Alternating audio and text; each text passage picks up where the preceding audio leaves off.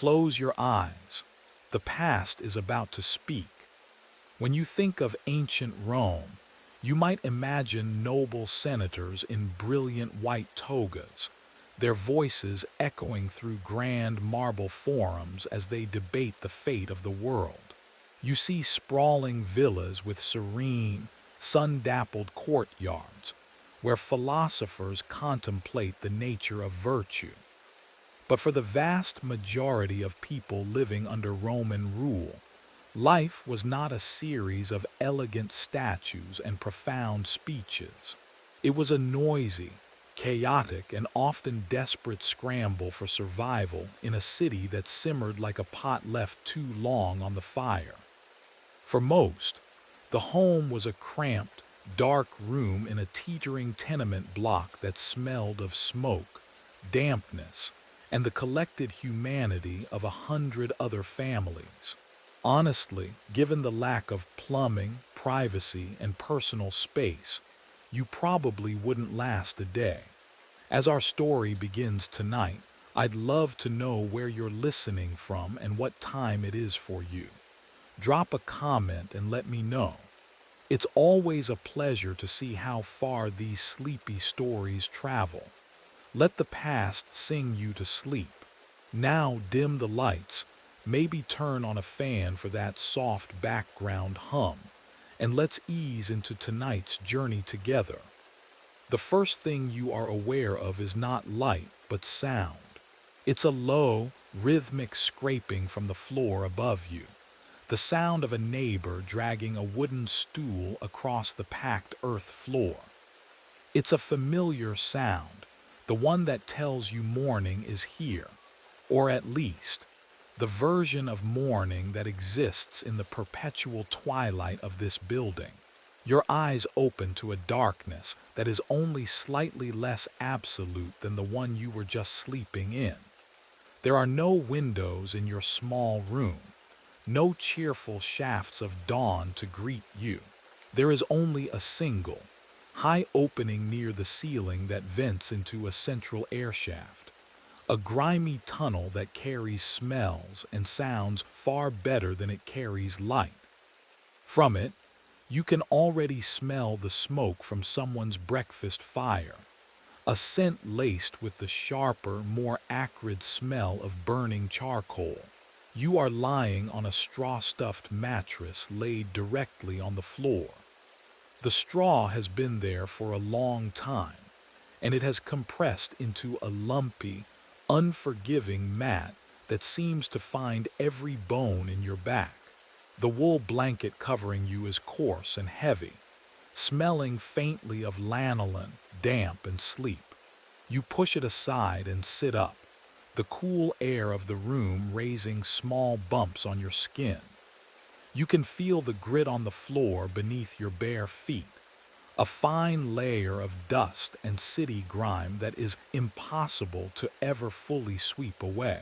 You live on the third floor of what a landlord might generously call an apartment building. To everyone else, it's just a block, a teetering structure of cheap timber frame construction and crumbling brick, packed with families living cheek by jowl. Historians still argue about just how high these buildings could get, with some accounts claiming they reached 6 or even 7 stories, defying both gravity and common sense. Yours, thankfully, is a more modest 4. The sounds of the building waking up are a symphony of close quarters living. Below you, a baby begins to cry, a thin, insistent wail that seems to pass right through the floorboards. From across the narrow, dark hallway, you hear the muffled sounds of an argument, two low, angry voices rising and falling in a familiar cadence. There is no real privacy here. Every cough, every argument, every moment of intimacy or despair is a semi-public event, shared with the dozen other families on your floor. You reach for the small clay cup on the floor beside you and take a sip of the water left over from yesterday.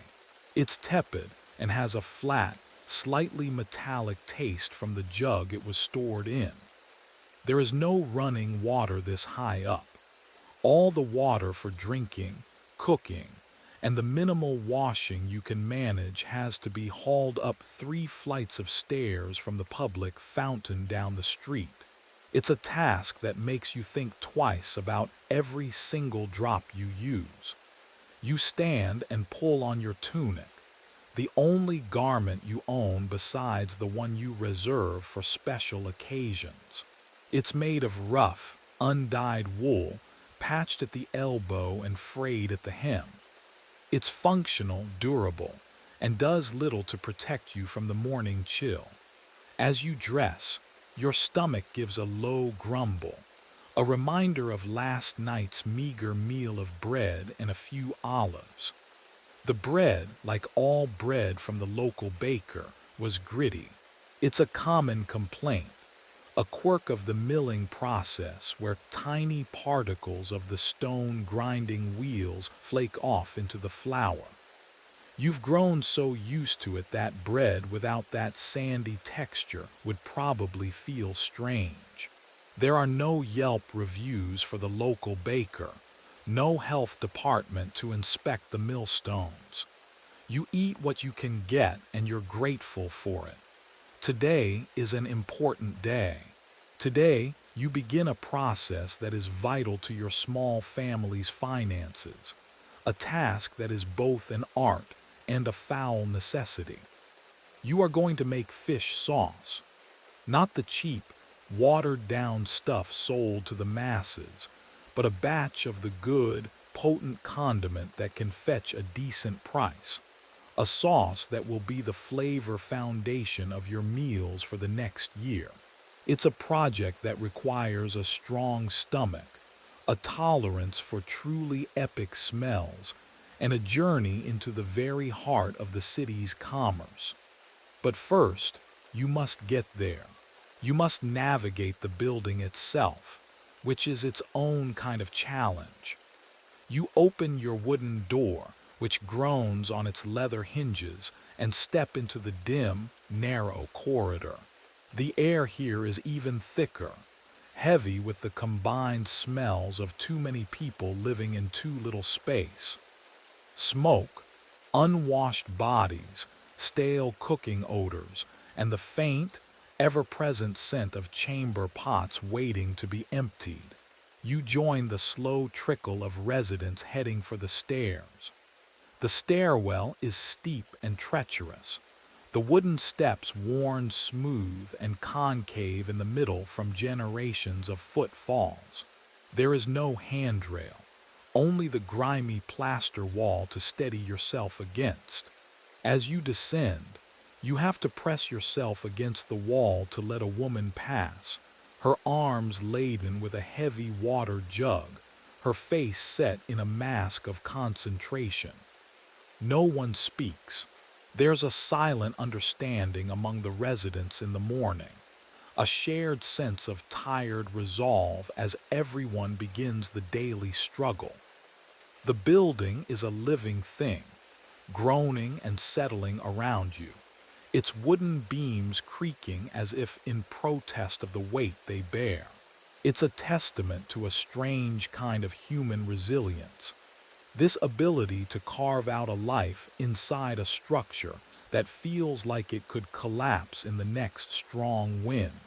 And yet it stands, as it has for decades, a vertical neighborhood humming with the quiet, determined energy of survival. You emerge from the oppressive darkness of the tenement's ground floor doorway and into the riotous morning of the city. The change is jarring, a sudden assault on your senses. The street is narrow, a canyon carved between the leaning facades of multi-story buildings that seem to blot out the sky. The air, while fresher than inside, is a complex and potent brew. You can taste the dust kicked up from the unpaved road, a fine, gritty powder that coats the back of your throat. This is mixed with the sharp smell of donkey dung, the savory aroma of bread from a nearby bakery, and the pungent, cloying sweetness of refuse piled in a corner, waiting for the collectors who may or may not come today.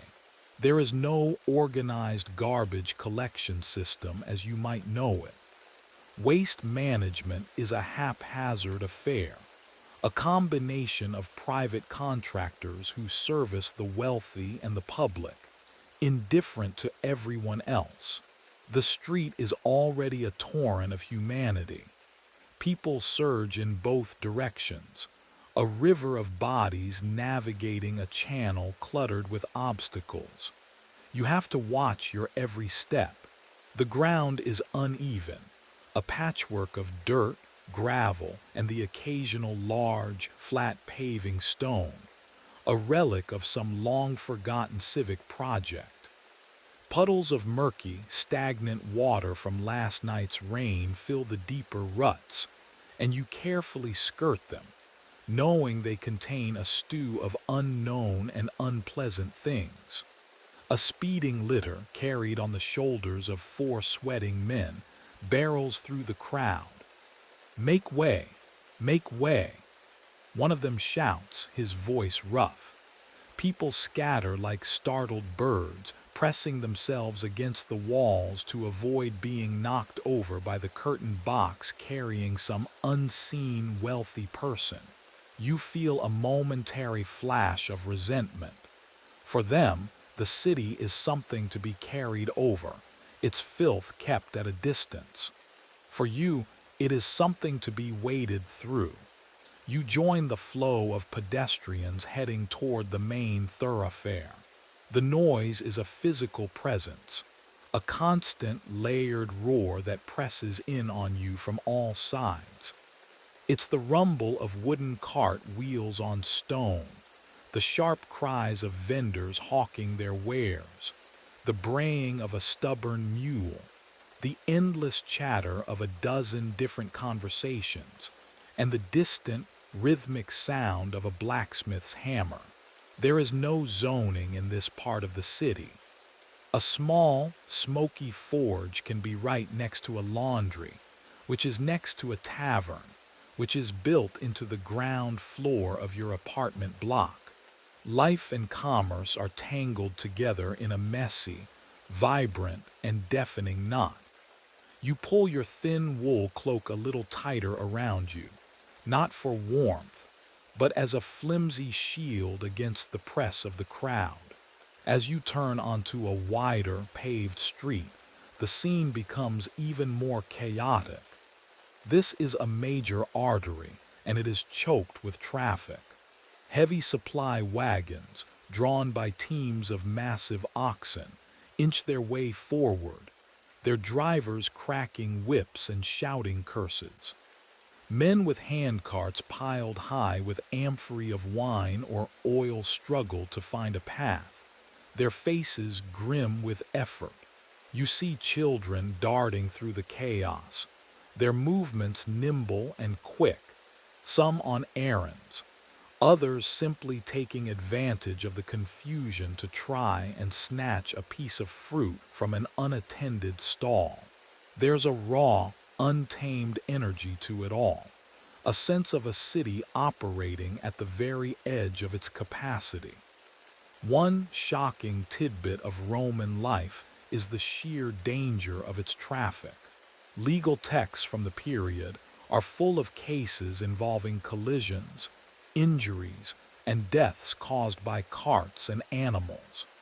In fact, wheeled traffic was famously banned from the city center during the daylight hours to try and mitigate this very chaos, a rule that was clearly not being enforced in this particular district. You pass a thermopolium, a fast food counter open to the street. A large clay pot is set into the counter, steam rising from it in a fragrant cloud. The proprietor, a stout man with a stained apron, ladles a hot, savory-smelling lentil stew into a bowl for a customer.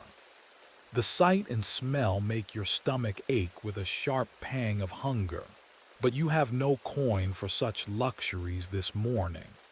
Your purpose is singular and it lies further ahead, where the smell of the city begins to change. You keep walking, your senses on high alert. You watch the ground for filth. You listen for the warning shouts of cart drivers. And you keep a hand protectively over the small, nearly empty purse tied to your belt. Even in the light of day, opportunistic thieves are a constant threat. The further you walk toward the port, the more the air begins to take on a new character. The familiar city smells of smoke and sewage begin to mingle with a sharper, saltier tang. It's the scent of the sea, but it's not the clean, bracing smell you might imagine from a day at a modern beach. This is the smell of a working harbor: damp rope, wet wood, drying nets, and underlying it all, the unmistakable, pervasive aroma of fish. It's a smell that clings to the buildings and seems to seep into the very stones of the street. To many, it's an unpleasant odor, the perfume of hard labor and decay. But to you today, it is the smell of opportunity. It means you are getting close. You see sailors with weathered, sun-darkened skin, fishermen mending their nets on the side of the road, and merchants in foreign-looking clothes haggling loudly with local agents. The human landscape is shifting, becoming more transient and industrious. This is where the empire connects to the wider world, where goods arrive and depart on the rhythm of the tides. The journey is a microcosm of Roman life, a struggle against dirt, noise, and crowds, a constant negotiation for space, all driven by the basic, relentless need to procure the materials for survival. And you do it, not with anger or despair, but with the practiced, weary resignation of someone who knows no other way. This is simply what it takes to get from your home to the market.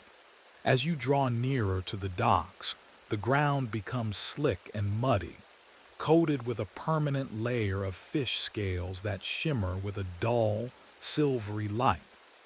The air is so thick with the smell of the sea and its bounty that you can almost taste the salt on your tongue. The cacophony of the city streets gives way to a different kind of noise. The screech of gulls circling overhead, the rhythmic creak of wooden ships straining against their moorings, and the boisterous shouts of fishermen and market vendors. You have arrived at the fish market, the beating, bloody heart of the city's coastal commerce. It's not a tidy, organized building, but a sprawling, open-air chaos of stalls and tables set up right on the waterfront. Your destination is not the pristine front tables where the wealthy send their servants to buy whole, glistening sea bass or prized red mullet. Those fish are laid out carefully on beds of wet seaweed, their eyes bright, their scales perfect. They are destined for elegant dinner parties, to be baked with herbs and drizzled with the finest olive oil. Your business lies at the back of the market, in a corner where the ground is perpetually stained a dark, rusty red, and the smell becomes almost overwhelmingly intense. This is where the butchers and filleters do their work, and where the byproducts of their craft are sold for pennies or, in some cases, simply given away to those willing to haul them off. You approach a large, wet wooden table where a man with forearms as thick as your legs is expertly gutting a tuna. With a few swift, practiced motions of his short, sharp knife, he slices open the fish's belly. He reaches in with a bare hand and pulls out the viscera in a single, steaming mass of dark red and purple organs. He tosses this pile onto a lower slab, where it joins a growing mountain of similar refuse. This is what you have come for. You need fish entrails. Specifically, you need the intestines, the gills, the stomachs, and most importantly, the blood. It sounds like the shopping list for a curse, not a condiment. The man barely glances at you as you approach. For sauce, he grunts, not pausing in his work. You nod. He gestures with his knife toward the pile. Take what you need, just the small stuff. The big guts are for the tanners. You learn something new every day. You hadn't realized tanneries used fish guts, another smelly industry to add to the city's charming portfolio. You thank him and get to work. You brought a large, sturdy wicker basket lined with thick leaves to try and contain the mess. Using your hands, you begin to sort through the pile. It's a gruesome task. The entrails are slimy and cool to the touch, a tangle of textures and shapes. The smell is immense, a primal odor of iron-rich blood and the faint, underlying scent of the ocean. This is the part of the process that would turn the stomach of any modern foodie. There are no gloves, no food-safe surfaces, no concept of bacteriology. There is only a pragmatic acceptance that this is how it is done. As you sort, you are not just grabbing indiscriminately. You are looking for the guts of specific types of fish. Mackerel, anchovy, and sardine entrails are considered the best. They have a higher fat content and produce a more flavorful, complex sauce. You push aside the larger, tougher intestines of the tuna and look for the more delicate, smaller pieces. While you're doing this, you are also on the lookout for another key ingredient: whole small fish. You need tiny, silvery anchovies and sardines, fish so small it's not worth the effort to gut them. They will be thrown into the mix whole, to dissolve and add their flesh to the fermenting brew. You flag down a different vendor, a woman selling baskets of these small, shimmering fish. They are fresh, caught just this morning, their eyes still clear. You haggle for a price, a quick, familiar back and forth of numbers and gestures. There are no fixed prices here. Everything is a negotiation. You finally agree on a modest sum, and you pour her basket of fish directly into your own, on top of the growing pile of guts and blood. The silver of the whole fish contrasts vividly with the dark red of the entrails. Historians often debate the exact recipes for different grades of garum, but nearly all agree that this fundamental combination, fish guts, blood, and small, whole, oily fish, was the starting point for the most common varieties. Your basket is getting heavy now, and it's beginning to leak. A thin trickle of pinkish, bloody liquid is seeping through the wicker and dripping onto your sandals. You know you have to move quickly. You are a walking, dripping biohazard. And while such sights are common here, they are less welcome in the more civilized parts of the city you must pass through on your way home. You lift the heavy basket, grunting with the effort. The rough wicker digs into your fingers. You have procured the first and most important component of your sauce. It's a collection of things that most societies would consider waste, the absolute dregs of the fishing industry. But here, in this time and place, you see it for what it is: potential.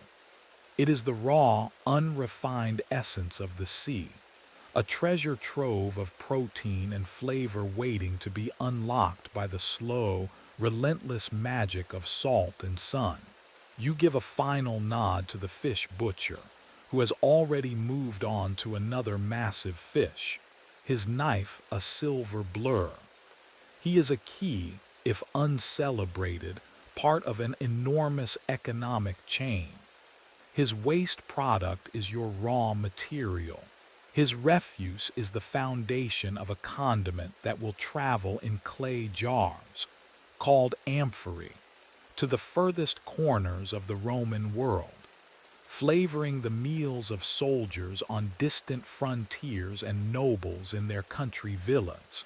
But for now, it's just a heavy, dripping basket of guts and fish. Your next stop is for the second, equally crucial ingredient, an element so valuable it was once used to pay soldiers: salt. Your perilous journey through the city is not over yet. Leaving the chaotic, wet world of the fish market behind, you now have a new problem. Your basket is heavy, dripping, and drawing the unwanted attention of every fly in a 10-block radius. A small, buzzing cloud has formed around you, a loyal and deeply annoying escort. You adjust your grip on the wicker handle, shifting the weight, and begin the next leg of your journey. You are heading away from the sea now, back into the dense warren of the city, toward the salt market. The path is just as crowded, but the smells are changing again. The overwhelming scent of fish is slowly being replaced by the dust of the streets, the aroma of baking bread, and the scent of wood smoke.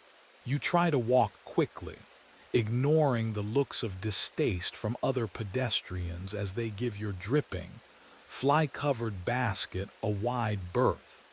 There's no modern concept of a personal bubble, but a leaking basket of fish guts seems to create a natural one. Your destination is a specific vendor, a man who gets his wares not from the sea, but from the great salt flats miles inland. Salt is life.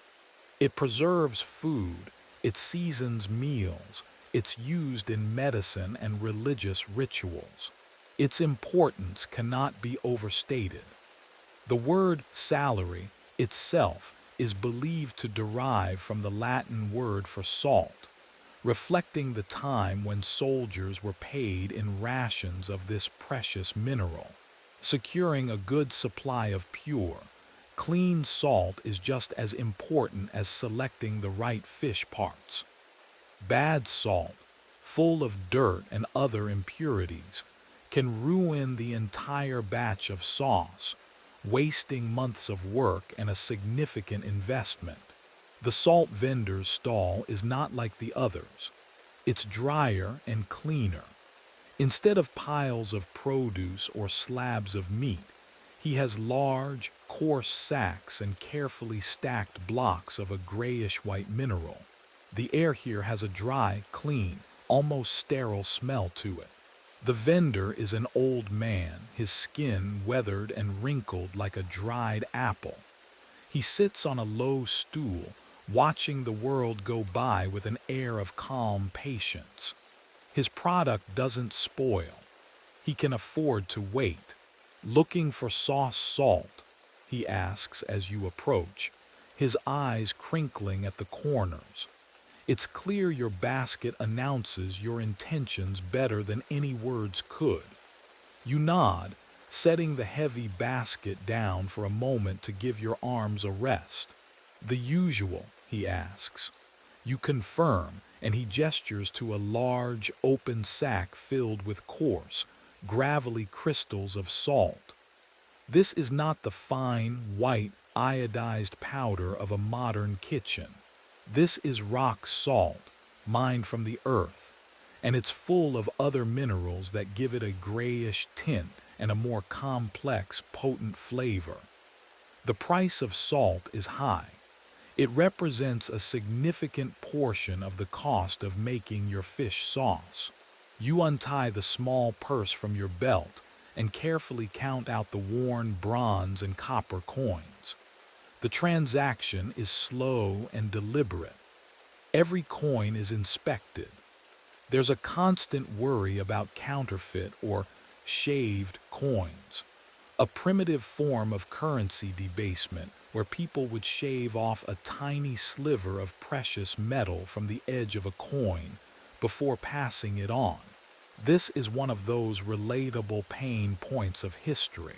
The fear of being shortchanged is timeless. Once the payment is settled, the vendor takes a sturdy scoop and begins to measure out your salt. You need a lot of it. The ratio is crucial. Recipes varied, but a common one called for 2 parts fish to 1 part salt by weight. This massive quantity of salt is what prevents the fish from simply rotting into a toxic mess. It draws the water out of the fish cells through osmosis and creates an environment where the beneficial, salt-tolerant microbes can thrive, while the dangerous, spoilage-causing bacteria are killed off. It's a form of chemical warfare on a microscopic level, a trick of preservation discovered centuries ago and perfected through trial and error. He pours the salt not into a bag, but directly into your basket, right on top of the guts and whole fish. The white and gray crystals cascade over the dark red and silver, a dusty, abrasive blanket. The effect is immediate. You can see the salt begin to draw moisture out of the fish, a process that will accelerate dramatically under the heat of the sun. The basket, already heavy, now feels like it's filled with rocks. You thank the old man, and with a deep breath and a grunt of effort, you lift your cargo.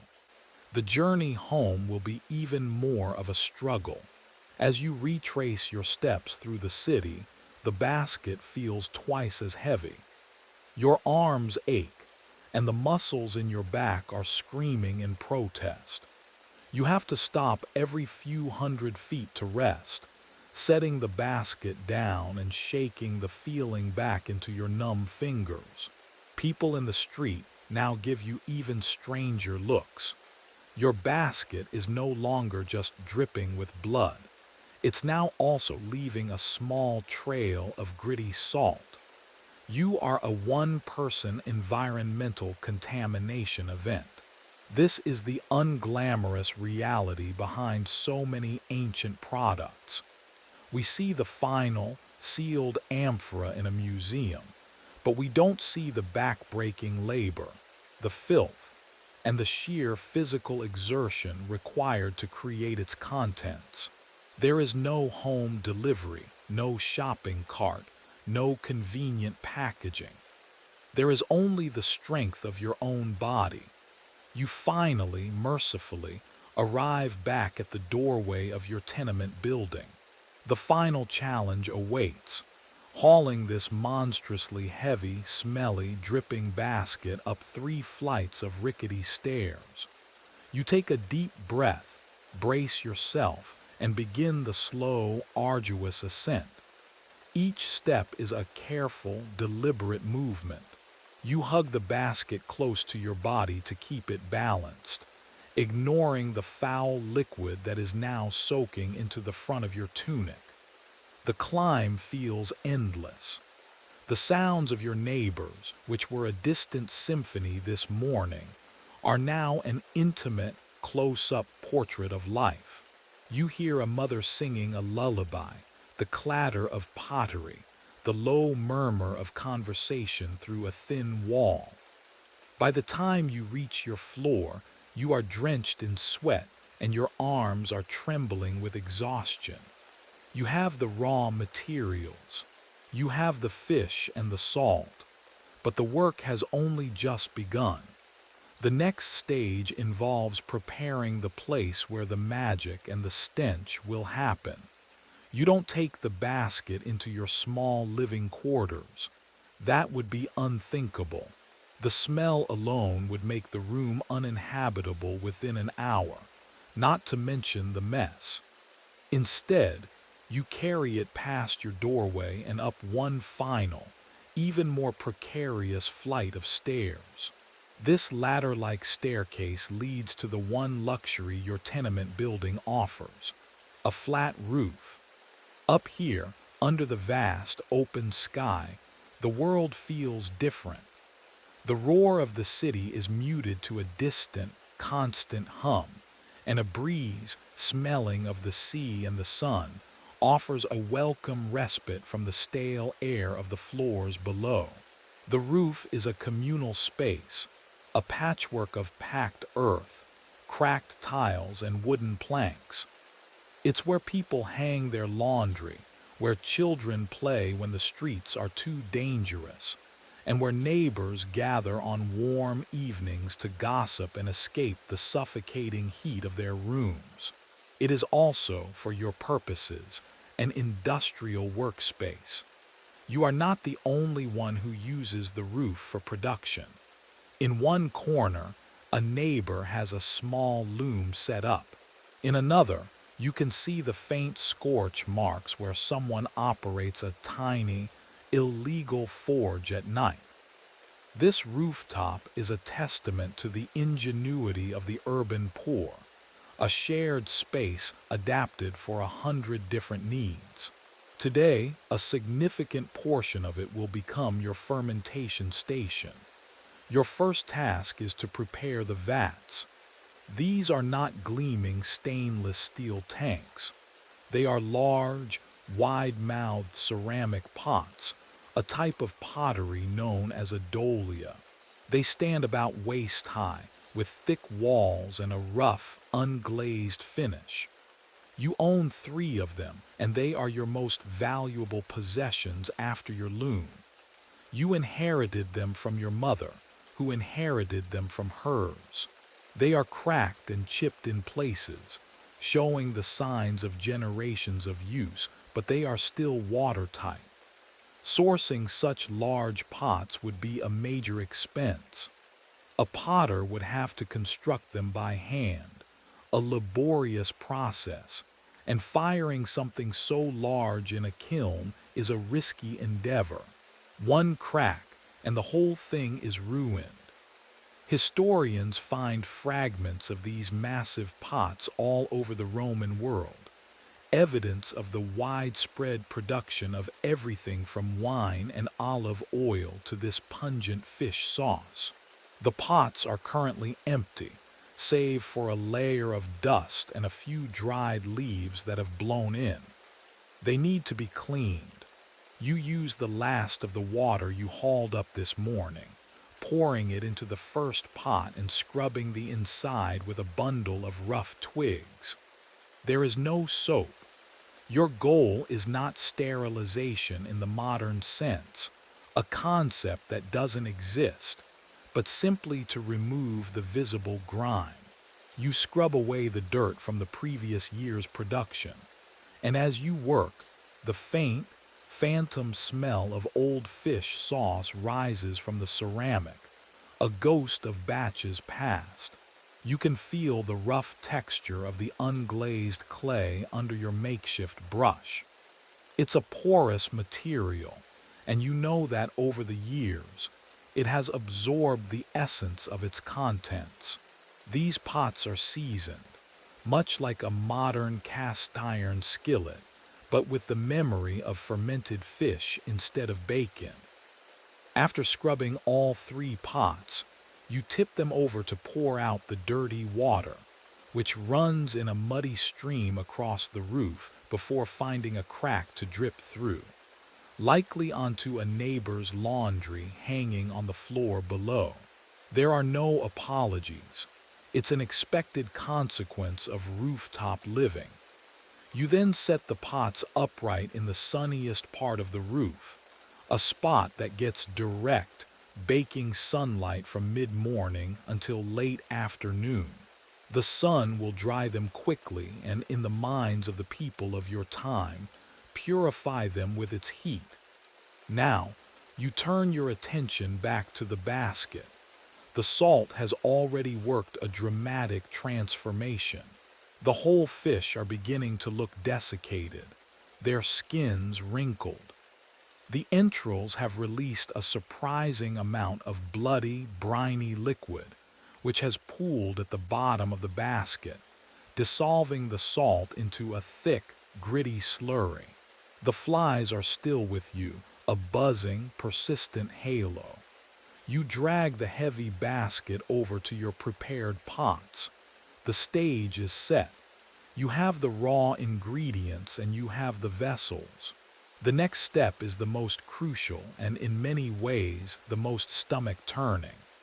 It's time to combine them, to create the foul, primordial soup that will, over many weeks, transform into one of the most sought-after flavors of the ancient world. You take a moment to look out over the city from your rooftop vantage point. You can see the smoke rising from 1,000 other small fires, and hear the distant rumble of a world that is constantly in motion. Down there, life is a chaotic struggle. Up here, there is a sense of purpose and control. This process, this ancient and odorous craft, is your contribution. It's a way to take the cheapest, most discarded parts of the sea's bounty and through knowledge passed down through generations, turn them into something of value. It's a small act of defiance against the precarity of your existence.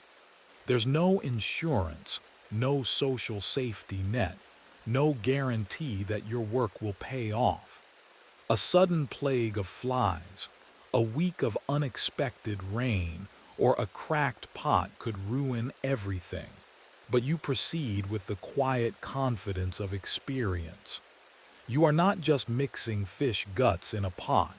You are participating in a tradition, a complex chemical process understood not through science, but through instinct, smell, and touch. The sun beats down on your back and you know it's time to begin. The art of the sauce maker is about to be practiced. The sun is climbing higher in the sky, its heat becoming more intense. The ceramic of the pots is now warm to the touch. It's time to begin the layering, a process that is as methodical as it is messy.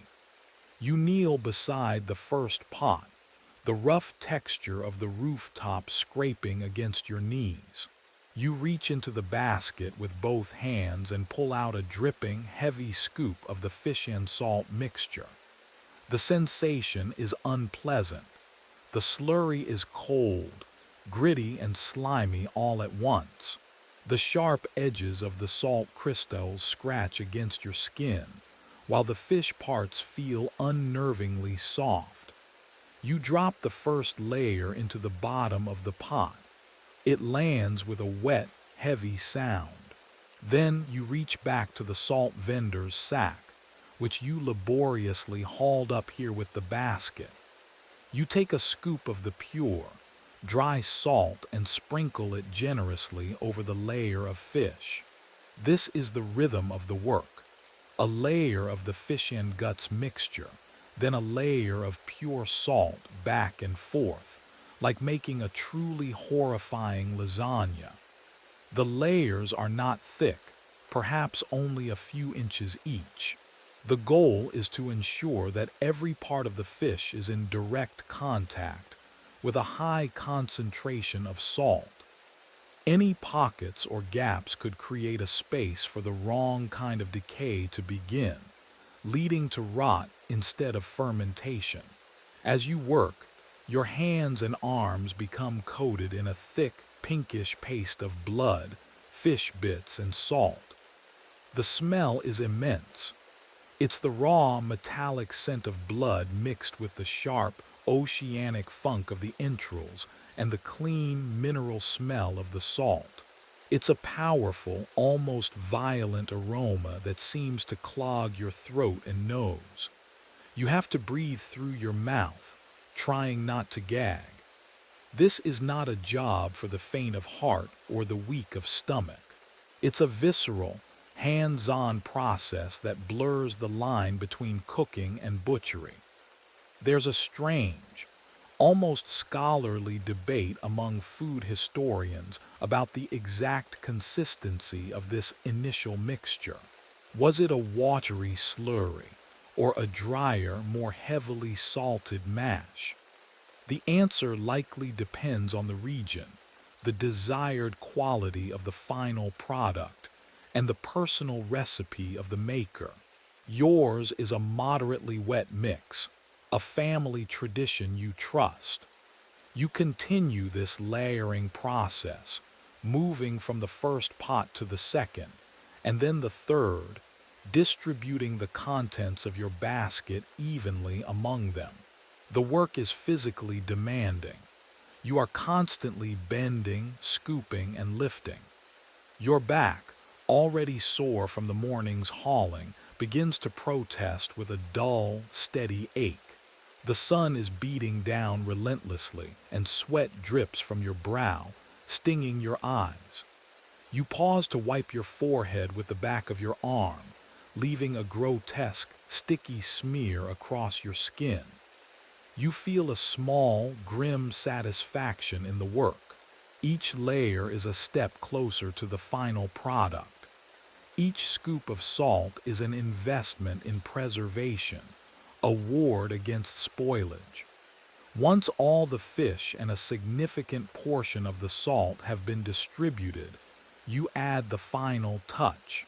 You lay a series of flat, heavy stones on top of the mixture in each pot. This is to weigh down the contents, pressing them together and helping to force the liquid out of the fish tissues.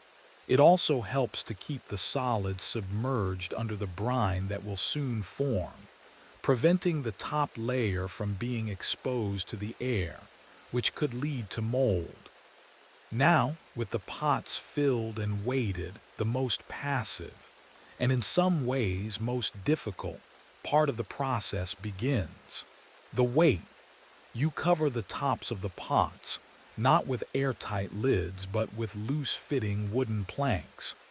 This is to keep out the rain, birds, and any curious pests, but it still allows for some air circulation.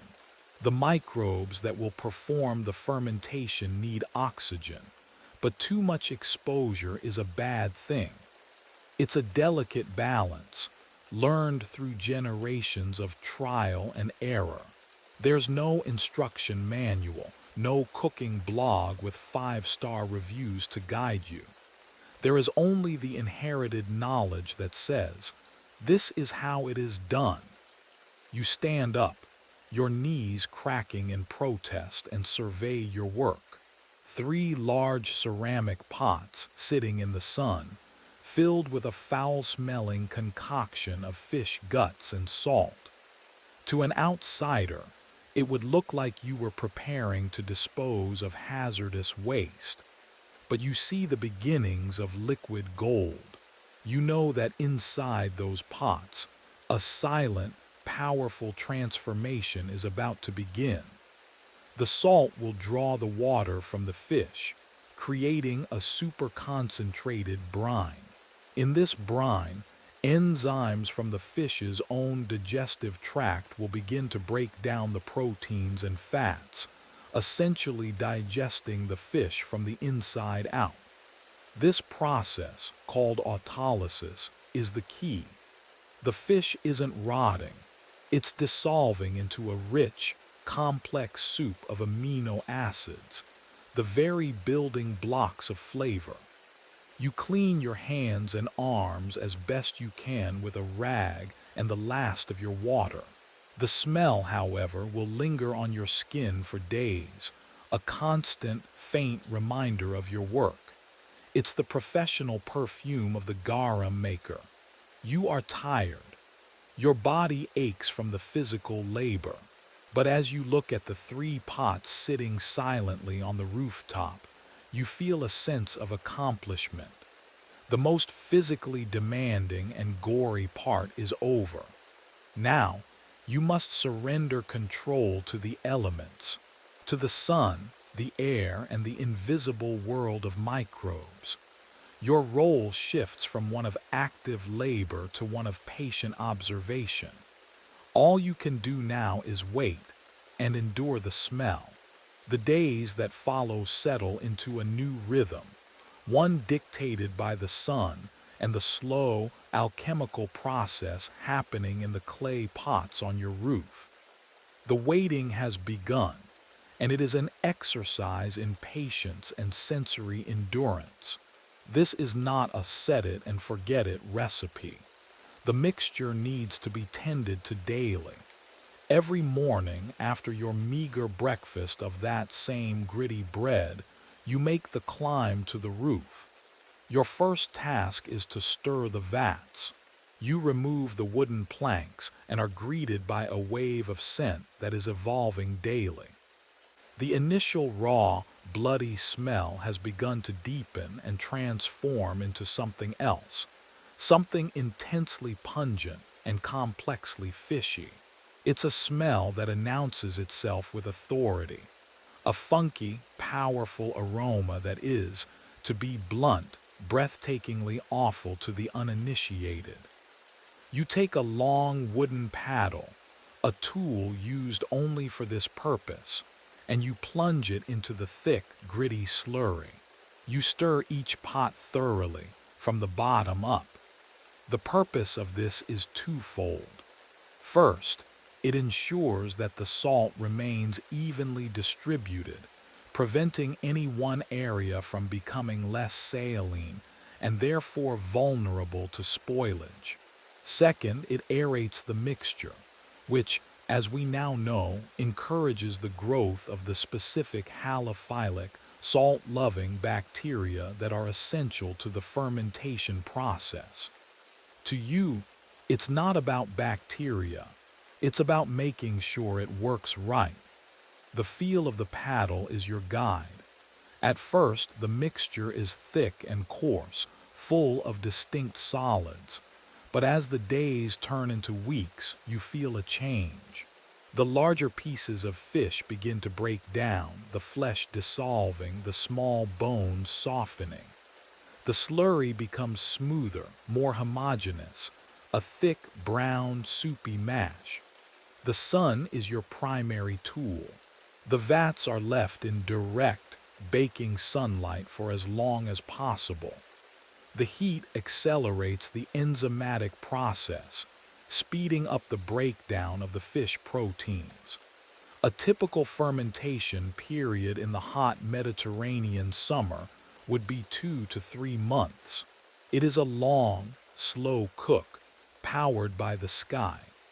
When it rains, you have to rush to the roof to make sure the wooden covers are secure, as too much fresh water could dilute the brine and ruin the entire batch. Your life is now tied to these 3 bubbling, stinking pots. They are the first thing you check in the morning and the last thing you look at before the sun goes down. And the stench. It becomes a permanent feature of your life. The smell is not contained to the roof. It's a dense, heavy odor that sinks, seeping down through the building's cracks and air shafts. Your immediate neighbors are, by now, accustomed to this annual olfactory event. It's part of the rhythm of the year, the sign that you are brewing your family's flavorful and financial future. But it doesn't mean they like it. You get resentful glares in the hallway. You hear muttered comments when you pass on the stairs. Your apartment, being directly under the fermentation station, is particularly saturated with the aroma. It clings to your clothes, your hair, the blankets you sleep under. It becomes your personal scent. There's no escaping it. This is the part of ancient life that is so hard to imagine, the lack of recourse. There is no homeowners association to complain to, no ordinance against creating a powerful, pervasive stink. If your neighbor decides to make the Roman equivalent of a chemical weapon on their roof, you just have to live with it. So before this great story continues, please take a moment to like the video and subscribe. but only if you're enjoying our journey together. Your support means the world. During this waiting period, life goes on. The creation of the garum is a background process. You still have to perform your daily tasks, hauling water, mending clothes, perhaps doing some weaving on your small loom to earn a few extra coins. But the sauce is always there, a presence at the back of your mind and the front of your nostrils.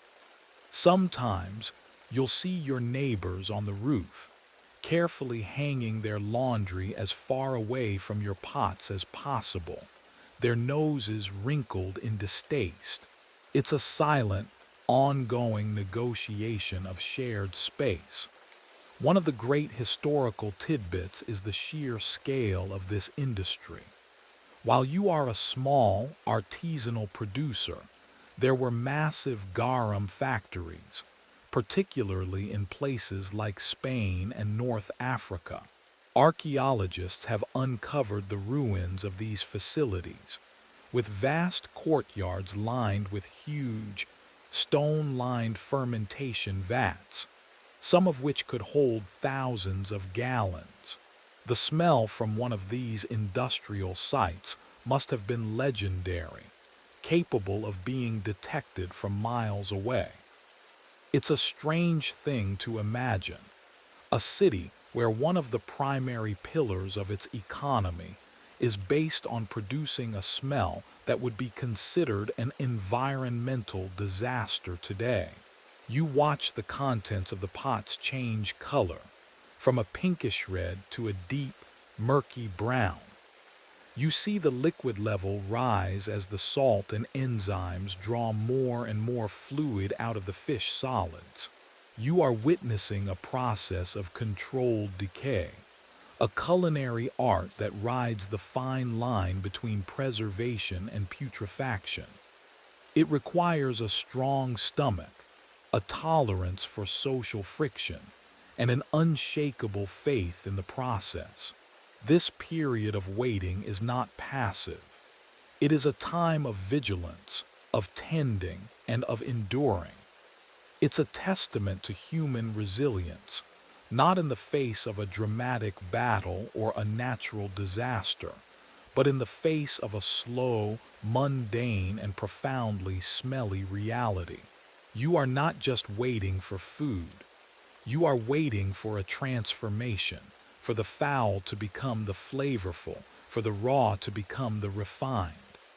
And you do it all under the watchful, unforgiving eye of the sun. The passing of 2 months has woven the smell of your rooftop enterprise into the very fabric of the neighborhood. It is no longer a novelty. It is a feature of the summer air, as familiar as the heat haze that shimmers over the city's rooftops. This is where the story of your fish sauce broadens, from a personal project into a social phenomenon. You are, in effect, living next to a small, artisanal scent bomb, and so are all of your neighbors. This reality highlights a fundamental difference between the ancient city and the modern one: the complete and utter absence of zoning laws. In your world, there is no designated industrial zone, no residential district, and no commercial area. It is all one chaotic, jumbled-up entity. A blacksmith with his noisy hammer and smoky forge could be your next-door neighbor. A tannery, with its vats of animal hides soaking in urine and other caustic substances, could be just down the street. Your own rooftop operation is a perfect example.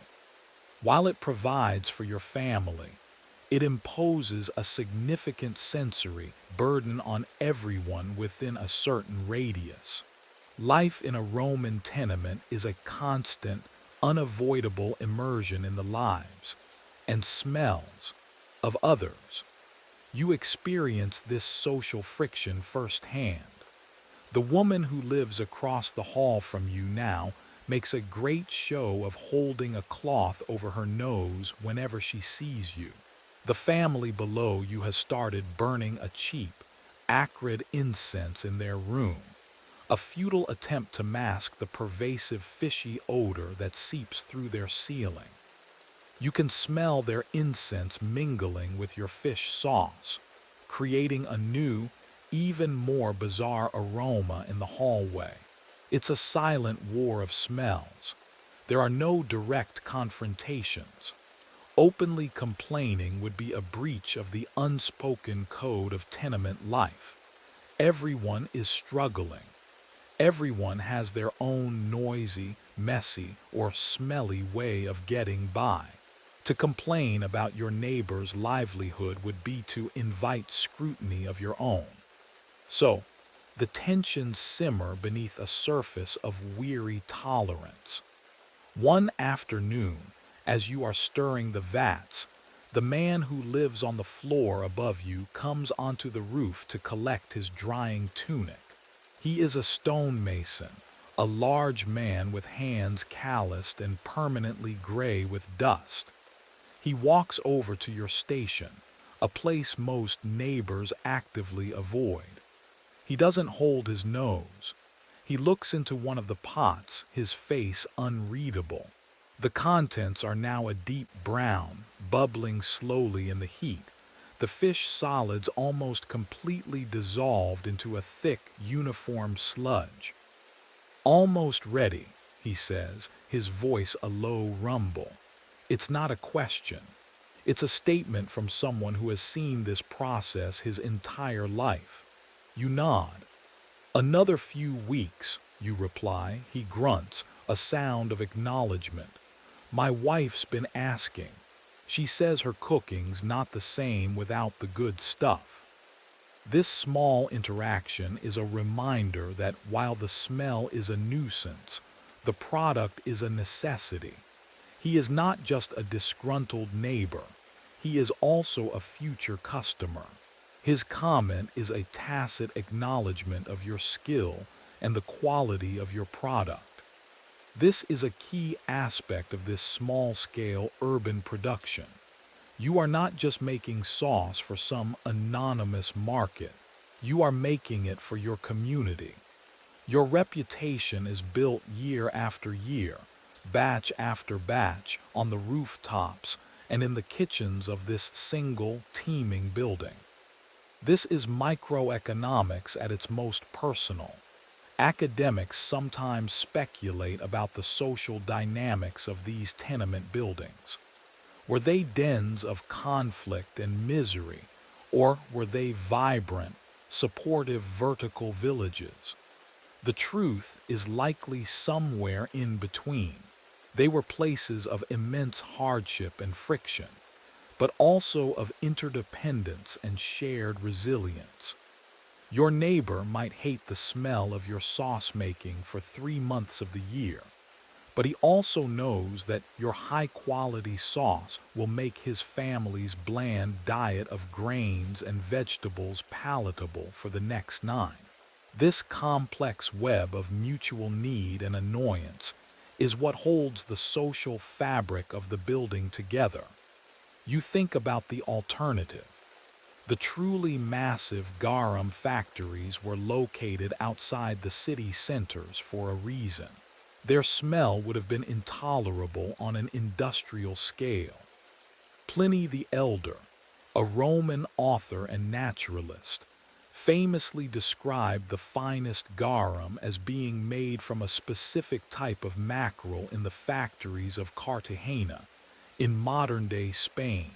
He called this sauce garum saucirum, or sauce of the Allies, and it was so prized that its price could rival that of fine perfume.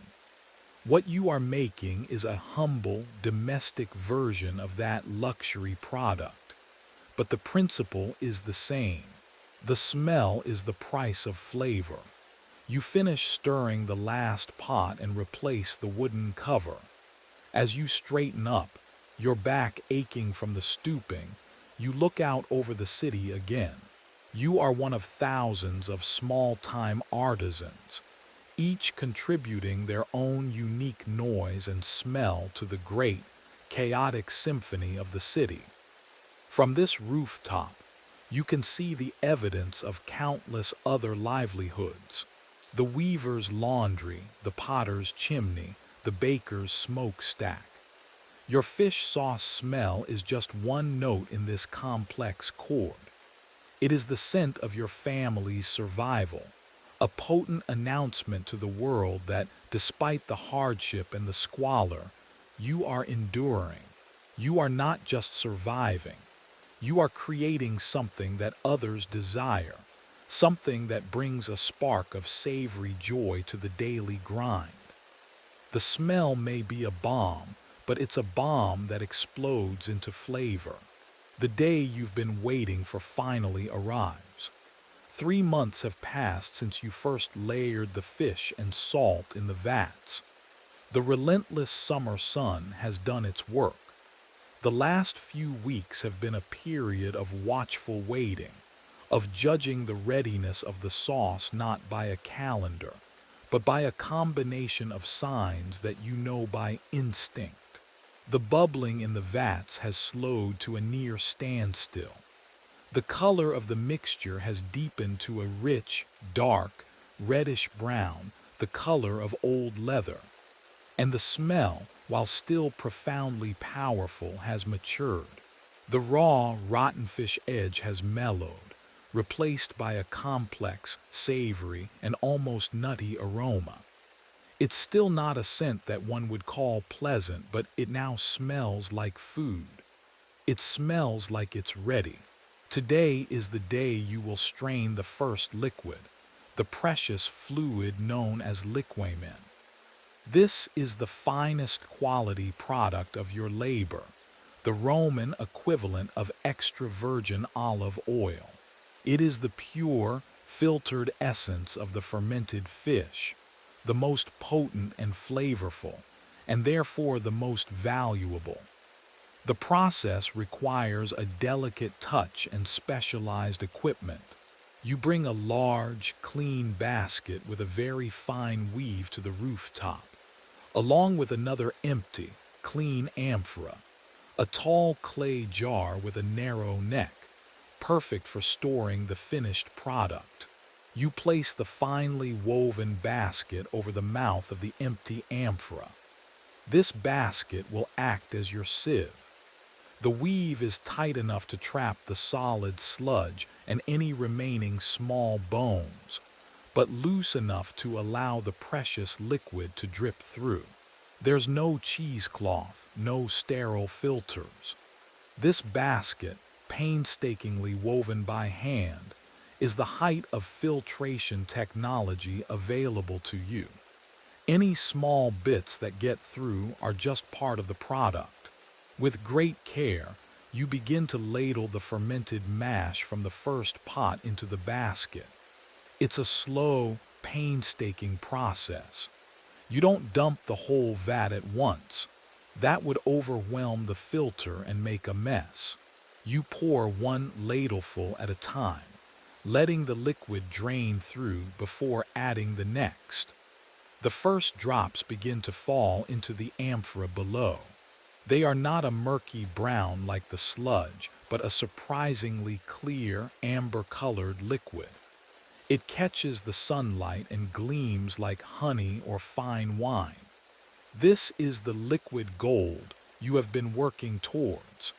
The process is mesmerizingly slow.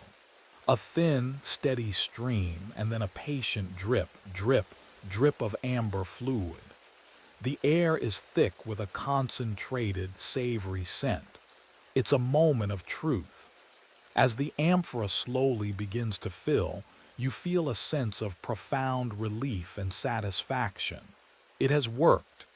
The months of labor, the endurance of the smell, the financial risk of buying the salt, it has all paid off. You can see the quality of the liquid. It's clear, not cloudy, a sign of a good, clean fermentation. You continue ladling, rotating between the 3 pots to drain the liquamen from each. The solid mash that remains in the basket is a thick, dark, pungent paste. This is not waste. It will be processed later. But for now, your focus is entirely on the pure liquid. Historians sometimes get tied in knots over the terminology. Was garum the liquid and liquamen the sludge, or the other way around? Or were the terms used interchangeably? The general consensus now is that liquamen often referred to this first, highest quality extraction, while garum could be a more general term for the sauce in its various forms. But for you, these are just words. You know what you've made. This is the good stuff. As you work, you can't help but feel a deep connection to the generations before you who performed this exact same ritual on this very roof. Your mother taught you how to read the signs, how to know when the sauce was ready. She taught you how to ladle it gently, how to avoid stirring up the sediment at the bottom of the vat. This knowledge was her inheritance to you, more valuable than any amount of coin. It is a living tradition, passed down not in books, but through hands-on practice. You are a link in a long chain of flavor makers. It takes the better part of the morning to drain all the liquamen from the vats. By the time you are done, the receiving amphora is nearly full. You have produced several gallons of the finest quality fish sauce. You carefully lift the dripping basket of sludge off the amphora and set it aside. You peer into the neck of the jar, admiring the clear, amber liquid within. This is your profit. This is your security for the coming months. A portion of this will be used in your own kitchen to transform your bland meals into savory delights. But the majority will be sold or bartered. You can sell it to your neighbors, like the stonemason, who appreciate a locally made, high-quality product. You can also take it to a specialized vendor in the market, who will buy it from you and sell it on to wealthier households. This single amphora represents a significant amount of potential income. It's the payoff for 3 months of living inside a bubble of stench. It is the ultimate proof that with the right knowledge and a lot of hard work, you can transform the most disgusting of raw materials into something refined, desirable, and valuable. The human ingenuity on display is profound. It's a mastery of a natural process, a harnessing of decay itself to create a delicacy. You feel a sense of pride that is deep and well-earned. But the work is not over. The basket full of pungent, leftover sludge still needs to be dealt with. There is more value to be squeezed from this batch yet. With the precious, amber liquamen safely decanted into its amphora, your attention now turns to the thick, wet, pungent sludge left behind in the straining basket. To a modern observer, this dark, fibrous paste would look like industrial waste, something to be disposed of as quickly and carefully as possible. But in your world, nothing is wasted. This leftover mash is a valuable secondary product. It is called a lek, and it is the food of the common people. While the wealthy might savor the clear, potent liquid sauce, it is this humble, salty paste that will provide flavor for the masses. Your task now is to process the elec. You transfer the sludge from the straining basket into a wide, shallow clay basin. The texture is like a thick, gritty oatmeal, composed of the now unrecognizable fish solids, softened bones, and a high concentration of salt.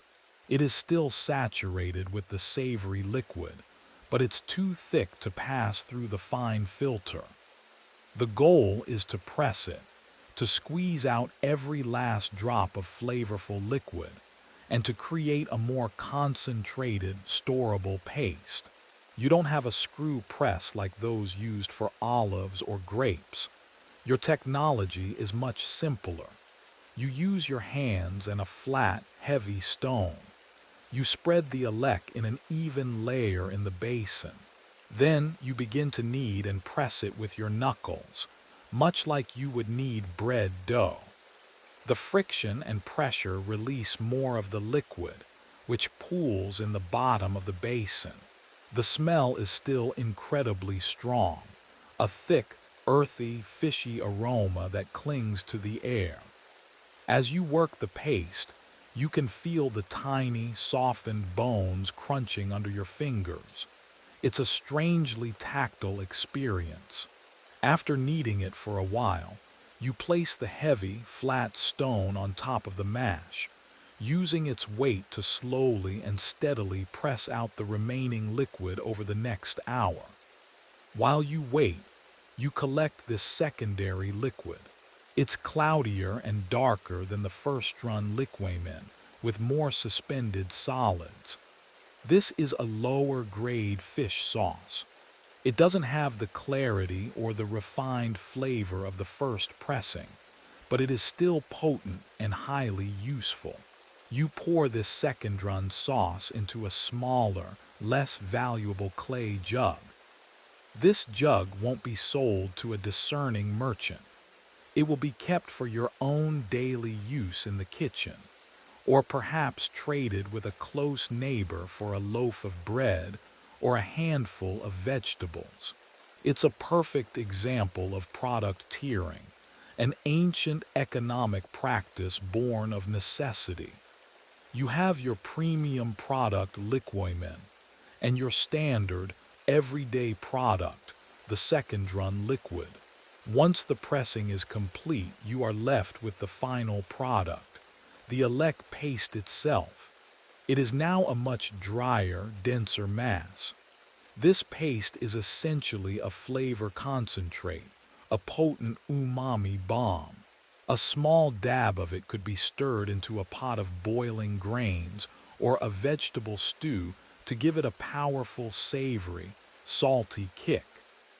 It was the poor person's seasoning, a way to make a monotonous and bland diet interesting.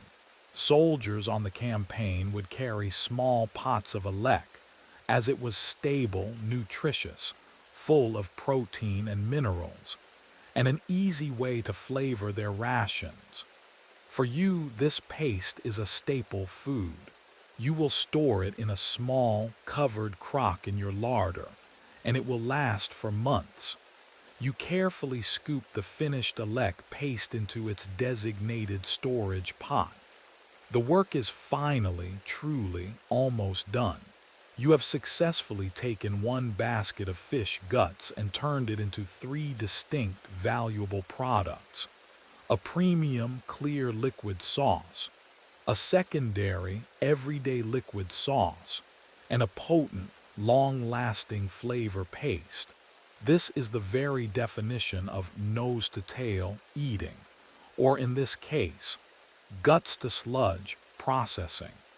It's a model of efficiency that would be the envy of any modern zero-waste advocate.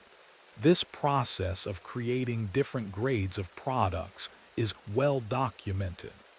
Archaeologists have found amphorae labeled with varying quality descriptors, and writers of the time described the different uses for each. The finest sauce was for the tables of the rich. The cheaper sauce and the elec paste were for everyone else.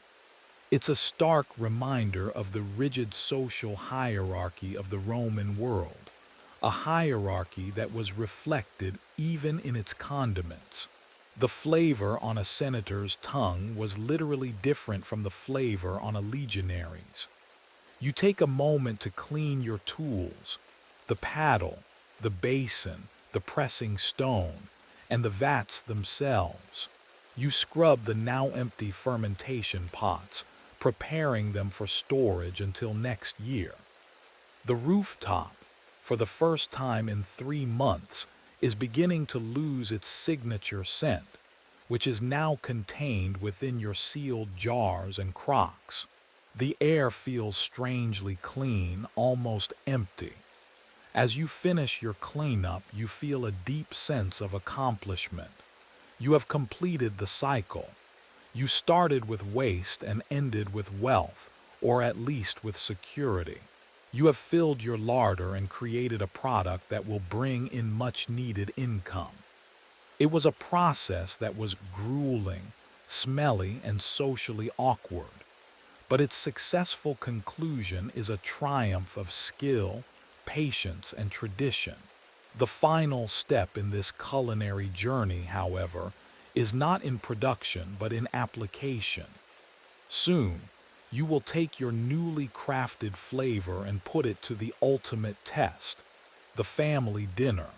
But first, there is one more creative step for the most valuable portion of your haul. Your day's work on the rooftop is not quite finished. While the second-rate sauce and the elect paste are complete as they are, the precious, amber liquamen you first drained is destined for a higher purpose. This premium sauce is a blank canvas, a powerful base flavor that can be customized and enhanced to create a variety of specialized, luxury condiments. Selling it as is would be profitable, but transforming it into a more complex, artisanal product could dramatically increase its value. This is where the art of the sauce maker truly shines, moving from the brute force of fermentation to the delicate craft of flavoring. You carry the main amphora of liquamen carefully down from the roof to your small living space. The risk of dropping it on the treacherous stairs is a source of great anxiety. A single slip could shatter months of work. You place the heavy jar in a corner of your room, its presence seeming to fill the small space with an aura of potential. From a small wooden chest where you keep your most valuable possessions, you retrieve a collection of smaller clay jugs and a selection of dried herbs and spices. These ingredients are not cheap. You have a small pouch of peppercorns, which have traveled an immense distance along the trade routes from India. They are eye-wateringly expensive, used one at a time. You have a bundle of dried oregano, wild thyme, and fennel seeds, which you gathered yourself from the hills outside the city last autumn. And you have a small, precious jar of honey, thick and dark, a luxury you trade for with a beekeeper from a nearby village. Finally, you have a flask of sour wine, not good enough for drinking but perfect for cooking. Each of these ingredients represents a different possible flavor profile for your sauce. This practice of customizing garum is what created the bewildering array of sauces mentioned in ancient Roman texts. A simple garum mixed with wine was called onogarum. Mixed with vinegar, it became oxygarum. Mixed with honey, it was the highly sought-after meligarum. These weren't just random concoctions. They were specific products for specific culinary uses. It's a level of sophistication that counters the simplistic image of Romans just splashing fishy salt water on everything. They were discerning connoisseurs of umami with a complex palate. You decide to divide your precious liquamen into 4 batches. The first, largest portion you will leave plain. This pure, unadulterated sauce is versatile and will be the easiest to sell or trade. You carefully ladle it from the large amphora into a slightly smaller, well-sealed jar. For the second batch, you will make onogarum.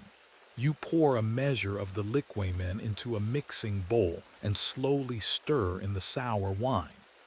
The ratio is something you judge by eye and by smell, a recipe passed down through your family.